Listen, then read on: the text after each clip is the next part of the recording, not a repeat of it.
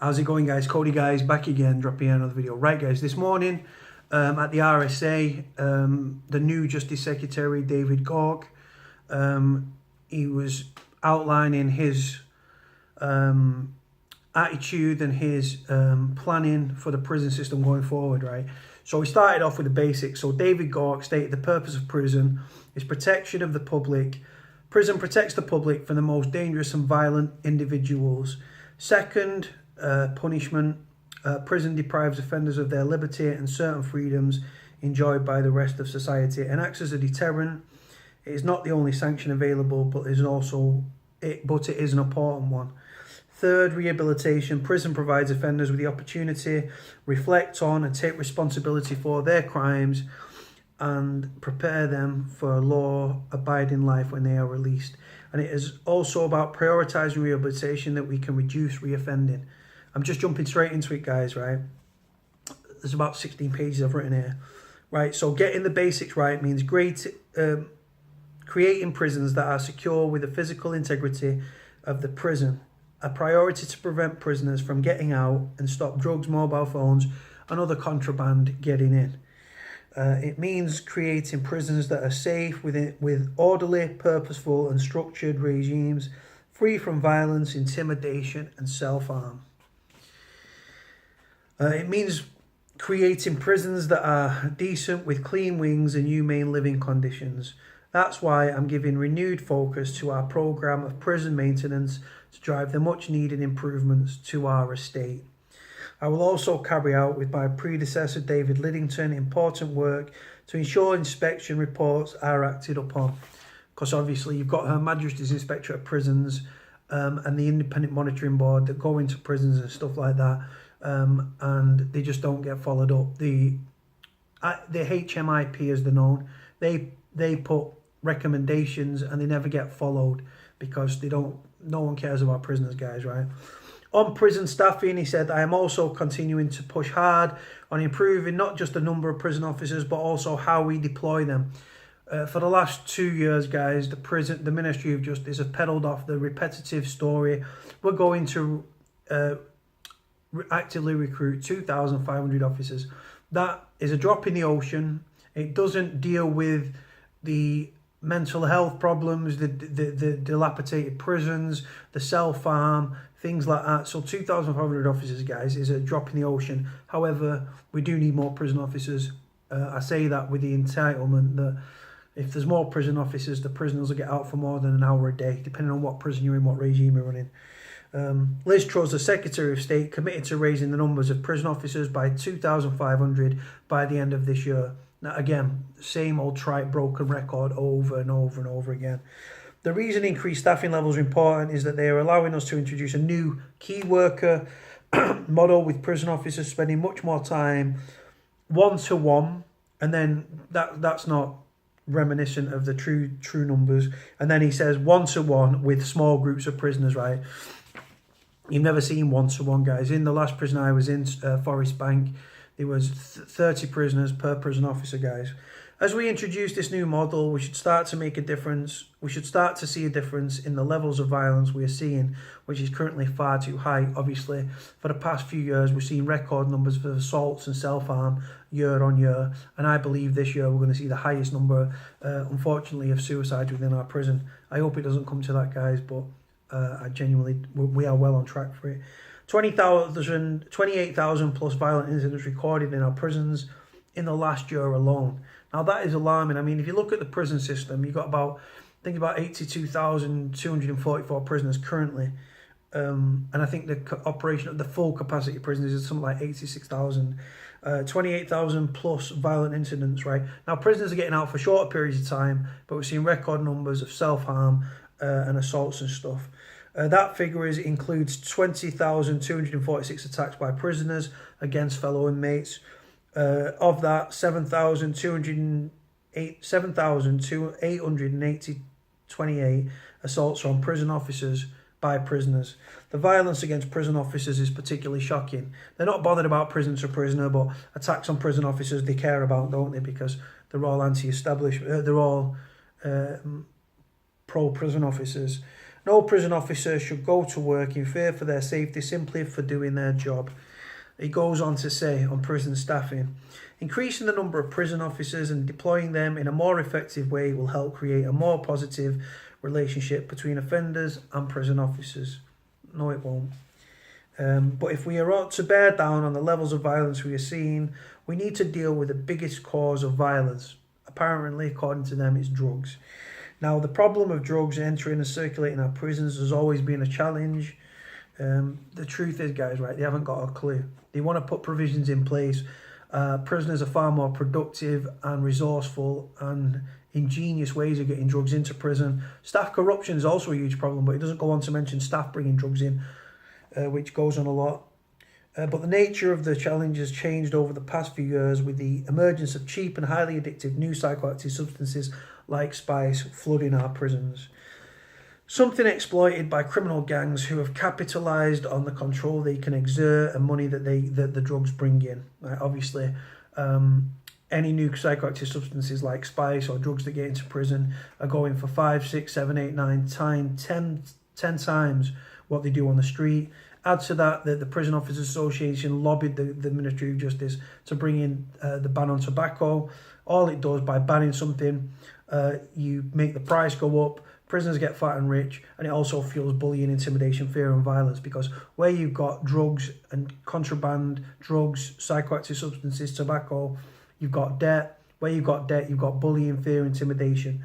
After all that, what's a better place to target than a captive market made up of some of society's most susceptible and vulnerable groups when it comes to drug use and addiction? Right, this is all from David Gauke, the Justice Secretary. He's the son of a police officer, so you can imagine where his mentality is at. The economics mean that spice can sell in prison for many times its street value, bringing in a healthy return for criminals. As I just alluded to, the price of drugs in prison is a lot more than it is on the street. And while there has always been while there's always been low levels networks dealing in cigarettes or illegal contraband, well, cigarettes have only been banned in the past 12 months. Contraband's been around forever and a day. Obviously, contraband is drugs, mobile phones, new psychoactive substances. But it's not been low level at all. It's on a big scale within prisons, trust me. The criminal networks and supply chains have recently got larger and more complex. Obviously, with the advancements of technology, guys, right, drones and things, it's the old game of cat and mouse when it comes to getting drugs in. And unfortunately for the Ministry of Justice and prison officers, prisoners are one step ahead all the time. It's the old game of cat and mouse. Unfortunately, they're the mouse. Us as prisoners, we're the mice. And new technologies have empowered gangs to be more sophisticated and brazen about the way drugs are smuggled in. Now, obviously, drones we're talking about there, right? Drones up over the wall. And do you know what makes me laugh, right? How does that drone know which cell to go to? Because the prison put the number of the cell in paint on the outside so the drone can go straight to it.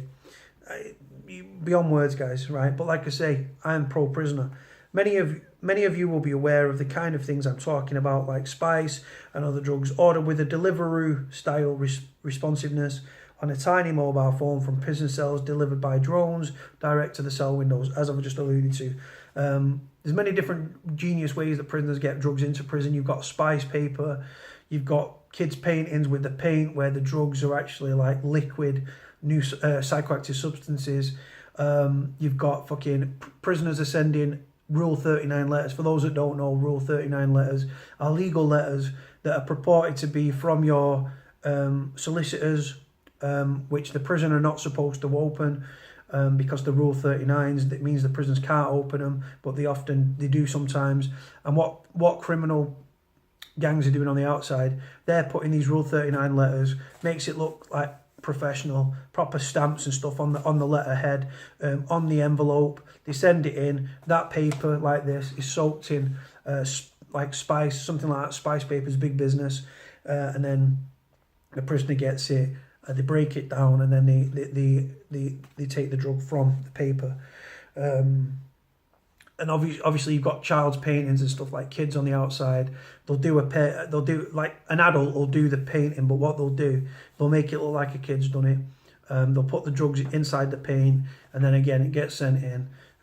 Prison staff just look at it. It's an artwork. Gets sent to the prisoner. He extracts the drug, and the drug's in again. But it says here, Right, let's move on. Gangs engineering situations where a prisoner has been released from prison deliberately breaches his license conditions, so he's sent back to smuggling more drugs. So what we're talking about there, prisoner, he gets out, he's out on license, he gets breached on purpose, he's got a load of drugs secreted in his prison pocket or in his anal cavity, and he gets sent back to prison on purpose so that, again, he can obviously get that drug out, and then that drug can get broken down into individual wraps and deals, and we're back in business and stuff, and the cycle continues. Gangs enforcing control by threats and violence towards prisoners, extorting their families, and attempting, listen to this, attempting to corrupt prison officers. So many prison officers, guys, are corrupt, right? He says here, and attempting to corrupt. Prison officers, a lot of prison officers, not all of them, but there's a lot that are very, very corrupt. Sexual relationships and stuff where the prisoner blackmails the prison officer to bring in drugs. Or they'll go to, they'll tell another screw or the senior officer to get that prison officer in trouble for having a sexual relationship with them. Or what they do, they become friends with the prison officer, offer them money if they bring in the contraband and stuff, and it happens more than you'll ever know. Last year, there was 42,837 incidents of self-harm involving 11,428 prisoners. So what that's saying in layman's terms is 11,428 prisoners have self-harmed 42,837 times. These statistics, together with a figure of assaults highlighted earlier, are sobering. Now, them self-harms, guys, yeah, some of these people, they don't do little ones. They don't do little ones for cry wolf. They're trying to sever arteries, some of these people that self-harm and stuff, and it's down to mental health and not coping in prison. And I feel a great deal for them, guys. Really, really do, because it, like I say, you can bleed out and stuff, and the prison officers just don't care. Tackling the drug problem in our prisons, tackling the drug problem in our prisons and the gangs beyond the prison. The government has undertaken many important reforms, and cracking down on drugs and criminality has always been and remains a priority. Right, the facts are the clueless, guys. Right. And that's why today I can announce that we are investing £14 million to tackle the threat of serious and organised crimes in our prisons. Talking about going after drug gangs and stuff, drones, getting the drugs in and stuff. They've announced £14 million. They're going to be working with the National Crime Agency. They're going to be able to, if they intercept mobile phones or they spin a cell and they get the mobile phone, they can download that phone, the text messages, the calls, cell site, things like that. Of the numbers that are corresponding with this person in prison, so that they can go after them and stuff and raid them, and obviously try and bring down criminal drug gangs and stuff. So, but again, times will change, prisoners will move. We're very ingenious at ways of getting drugs into prison. Obviously, I'm not doing that personally. I'm just coming at it from a prisoner's perspective. This includes no intelligence and serious organised crime teams working with the National Crime Agency that will enhance our intelligence and information gathering capabilities across the country to help us identify and keep and stop the gangs' ability to operate in our prisons. So again, as I've just alluded to, they're going after drugs gangs that are smuggling drugs into prison, drones, things like that, trying to disrupt contraband getting in. But again, the prisoners will move the goalpost, they'll go again, because they're ingenious. The skills that have been honed getting drugs into prisons have been honed and passed down over centuries, and they're still happening to this day. Understanding and managing security risks, right? This is the next bit. The fact there are around 6,500 prisoners who have links to organised crime, that is there's a lot higher than 6,500, but they're saying there are around 6,500 prisoners who have active links to organised crime. So I want to rethink how we categorise prisoners. That means looking again at who goes to higher security level prisons, rather than just considering the length and sentence and risk of escape, and determining which prison an offender goes to or moves to. I want to look as well at the behaviour in prison and their risk of directing crime and violence whilst in prison. Right now, from every courthouse, guys, you go to a specific prison. I'm from Manchester, I go to Manchester Mags, I go to Manchester Crown, I go to Strangeways. You go to Bolton Crown, Wigan Magistrates, you go to places like Forest Bank, right? But here they want to categorise prisons. Cat A prisons, like Strangeways, it's not actually category A prison, it's a multi-category, multi-purpose prison. There's only about 40 Cat A prisoners there. But the fact is, it's a maximum security prison. and it's still rife with drugs and mobile phones. The lower the category of the prison, for those that don't know, prisons are categorised. Cat A is maximum security. I'd say B is like a medium, C is a lesser security, and then D is like classed as an open prison. You got Thorncross, prisons like that up here. The lower, like, as you pass down and stuff and you get your Cat D, readying you for release and stuff and things like that. So yeah, but just because you're in a Cat A prison doesn't mean that it's going to eradicate drugs. Right, this would ensure that those ringleaders who ostensibly behave by having others that do their bidding would be cut from their network and prevent them from operating. Remember, there's not enough prison officers, guys, right? And they're understaffed massively, but they're going to be doing all this. Incentives of hope over despair and the route of rehabilitation. This is where he's addressing rehabilitation and stuff, people leaving prison. Right, guys, so incentives of hope over despair. Removing the ringleaders also means that prisons can focus on maintaining an orderly environment and, crucially, get on with helping prisoners rehabilitate so they don't reoffend when they leave prison. Rehabilitation, guys, is a made-up word that gives these people huge whacking wages, guys. Wear a suit, feel important. We have to make it absolutely clear to prisoners that the path of further criminality only leads to more punishment and less freedom. That's not necessarily true. With fewer police on the streets, guys, and crime with reoffending costing the taxpayer £15 billion a year, community police stations are closing down, crime rates are soaring. So going back to crime doesn't actually lead to more punishment and less freedom, only if you get caught. That there is another way, there is a better way. This is also need to recognise that there is a better way for the whole of society. Reoffending costs the taxpayer £15 billion a year, as just alluded to. That leads on to the perpetuation of unfulfilled potential on the part of the offender. In other words, saying that offenders are not living up to the potential. You're locked in your cell 22, 20 hours a day, depending on what prison what regime you're running. Some prisoners get more association than others, but you're rotting away in your cell. There's no potential to be fulfilled there, is there? Leads on to taking drugs and as a coping mechanism to escape the reality of the prison, blah, blah, blah. I believe rehabilitation starts with conformity with the prison rules and a rejection of further criminality, a commitment to change and embrace opportunities that help ex-offenders to leave prison as law-abiding, tax-paying citizens. I believe we can not only make prison safer and more secure, but also break the cycle of reoffending. I am clear that offenders go to prison as punishment and not for punishment. I want prisons to be places of humanity, hope and aspiration. Prisons are required as a minimum amount of contact between offenders and their families whilst in prison.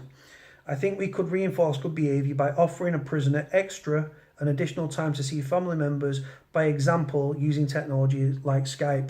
Now, Skype would be very expensive to bring into the prison system for every prison across the country, and it should never replace face-to-face contact and stuff to allow contact that they would otherwise be unable to have. Now, I don't agree. I don't like that. Yes, all prisoners should be able to have that family connection stuff through Skype, but unfortunately, dangling the carrot. Reoffending, guys, right? Lord Farmer states that those in prison that get visits whilst in prison are 39% less likely to reoffend, right? And here, they're trying to dangle the carrot, yeah?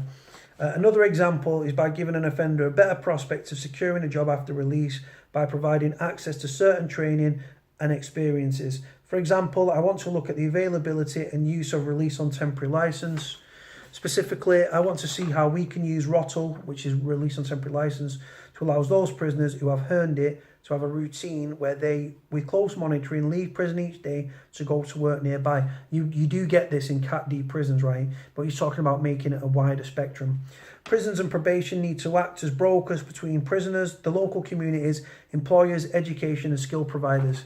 And that's that. And then pretty much goes on to, he concludes and stuff, and he pretty much states, he just breezes over what he's just gone over there, guys, right? So obviously, he talks cheap, guys, right? Actions speak louder than words.